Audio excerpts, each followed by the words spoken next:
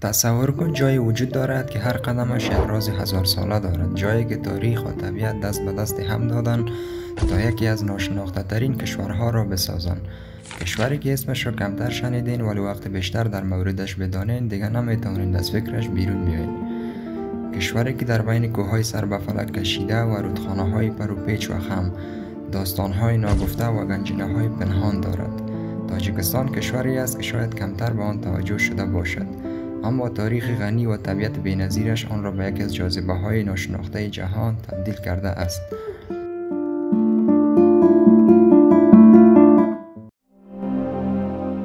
کشور تاجیکستان یک منطقه کوهستانی است که در بخش آسیای میانه با جمعیت حدوداً 9.953 میلیون نفر قرار دارد و مرزهای مشترک با کشورهای افغانستان، ازبکستان، قرقیزستان و چین دارد.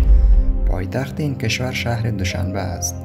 کلمه تاجیکستان به معنی سرزمین تاجیک ها است و از قبیله تاجی گرفته شده است که قبل از اسلام در این سرزمین زندگی می کردند. تاریخ تاجیکستان به هزاران سال قبل برمیگردد، جایی که این سرزمین بخشی از امپراتوری‌های بزرگ مثل هخامنشیان و ساسانیان بوده است. تاجیک ها به زبان فارسی صحبت می کنند و این کشور یکی از نزدیکترین کشورها به ریشه های فرهنگ فارسی زبان ها است.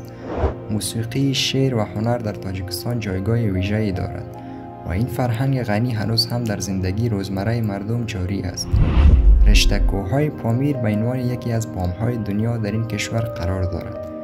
دریاچه‌های زیبا مثل اسکندرکل و رودخانه‌های خروشان که از دل کوهستان‌ها می‌گذرند تنها بخشی از زیبایی‌های طبیعی این کشور هست.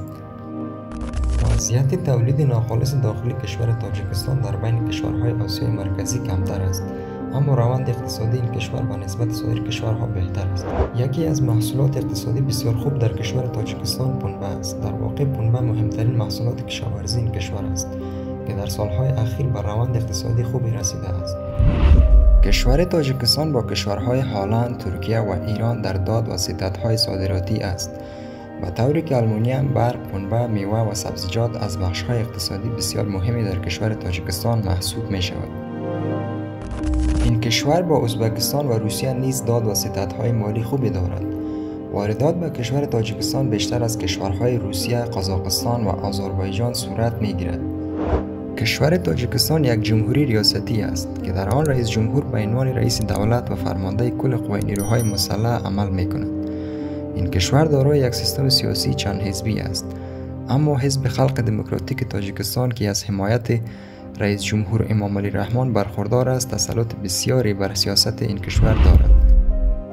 رئیس جمهور تاجیکستان با رای مستقیم مردم برای دوره 7 ساله انتخاب می شود. رئیس جمهور می تواند چندین بار در انتخابات شرکت کند. امام علی رحمان از سال 1994 تا کنون رئیس جمهور این کشور بوده است. تاجیکستان دارای یک سیستم دو مجلسی است که شامل مجلس نمایندگان و مجلس ملی است.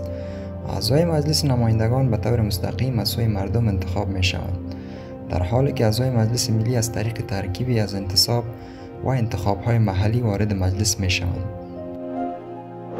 دوشنبه یکی از شهرهای بسیار مهم در تاجیکستان است که پایتخت رسمی آن نیز محسوب می شود. این شهر بیش از 604,000 نفر جمعیت دارد و یکی از پرجمعیت‌ترین شهرهای تاجیکستان است. این شهر به طور کلی در دوره‌های زمانی مختلف مرکز مهاجرت افراد بوده است. شهر خجند از دیگر شهرهای مهم در تاجیکستان محسوب می شود که دارای فضای گردشگری مشخصی است. این شهر برای کسانی که به قصد تحصیل وارد تاجیکستان می شوند فراهم شده است.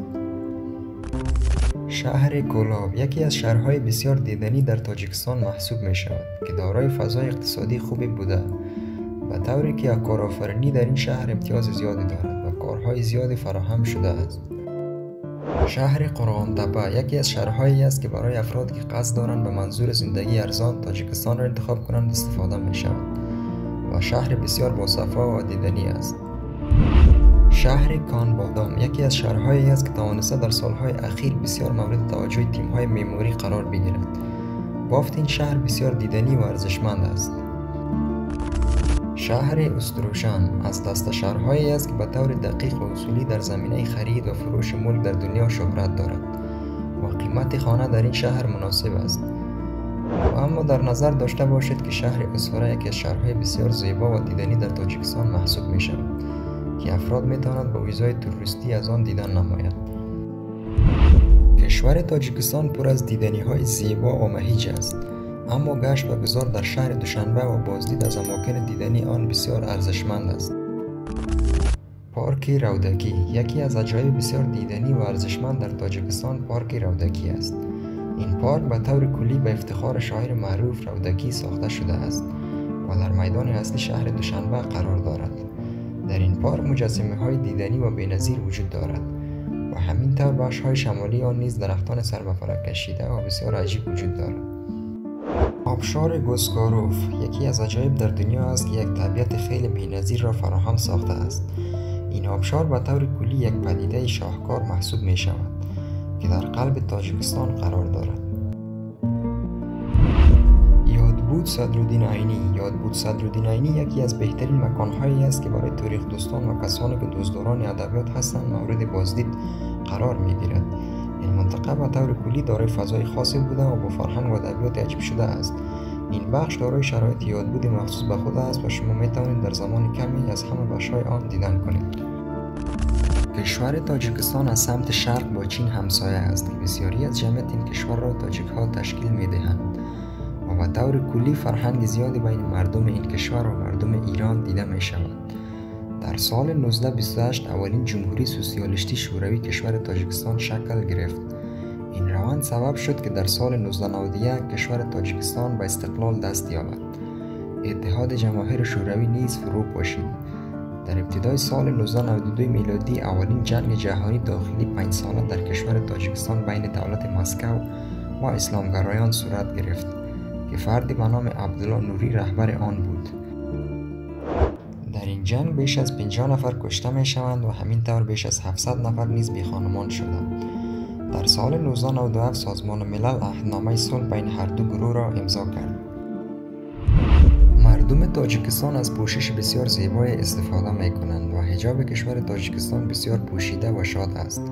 استفاده از لباسهای زیبا و همینطور پیراهن‌های بلند در این کشور بسیار دیده می شود. لباسهای سنتی بخشی از پوشش مردم تاجیکستان محسوب می شود. در فرهنگ مردم کشور تاجیکستان مهمان نوازی بسیار دیده می شود. رفتار با توریست ها در این کشور بی‌نظیر است. به طور کلی در فرهنگ مردم این کشور دیده شده است که اغلب برای تحصیل کودکان ارزش زیادی قائل هستند. ورزش بخشی از فرهنگ مردم تاجیکستان است. مردم تاجیکستان هم از بانوان و هم از آقایان همه مشغول به کار و فعالیت هستند. کار در تاجیکستان به طور کلی بر اساس جدیدترین ارزیابی‌های دولت مشخص می شود.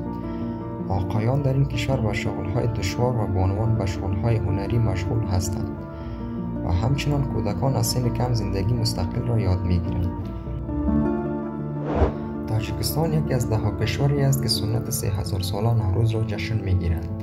هرچند که این جشن باستانی در تمام کشورهای فارسی زبان به مناسبت آغاز بهار برگزار می‌شود، اما فرهنگ‌های مختلف سنت‌های خاص خود را برای جشن گرفتن این آیین چند هزار ساله دارند. کردن آتش، دیدار با خانواده و دوستان، دادن هدیه و غیره هر یک بخشی از این آیین نوروز هستند. جشن‌های نوروزی هزاران سال در تاجیکستان توسط مردمی از اقوام و پیشینه‌های مذهبی مختلف برگزار می‌شد، اما این مراسم 1000 ساله چندین سال توسط حکومت شوروی محدود شد. با جدا شدن تاجیکستان از شوروی این کشور آداب و رسوم قدیمی خود را دوباره احیا کرد و نوروز مجدداً به نماد فرهنگ و هویت تاجیکستان تبدیل شد. امام علی رحمان رئیس جمهور فعلی تاجیکستان بر اهمیت برگزاری سنت‌های نوروزی از سال 2011 تاکید کرده است. در حال حاضر نوروز در تاجیکستان جز جشن‌های سنتی بوده و بسیار پرشور برگزار می‌شود.